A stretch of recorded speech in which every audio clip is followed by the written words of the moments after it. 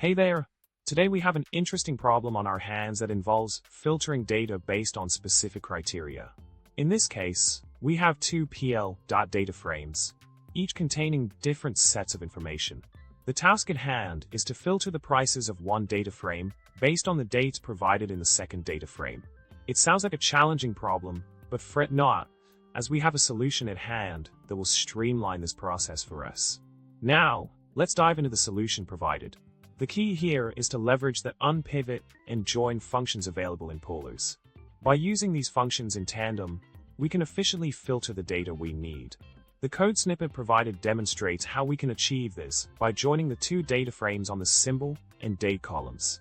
This approach allows us to extract the desired prices for each symbol based on the corresponding date from the second data frame.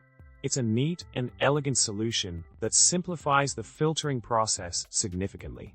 Building on the previous step, the resulting output showcases the filtered data, displaying the symbol, date, and price columns with the relevant information.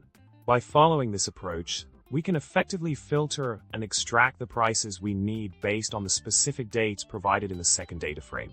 It's a concise and efficient method that eliminates the need for complex iterations or concatenations.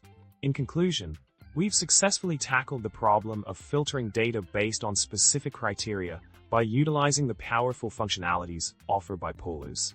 The solution provided not only streamlines the process, but also enhances the overall efficiency of our data manipulation tasks. I hope you found this walkthrough helpful and insightful. Remember, if you enjoyed this content, make sure to subscribe, like the video, and leave a comment. Until next time, happy coding!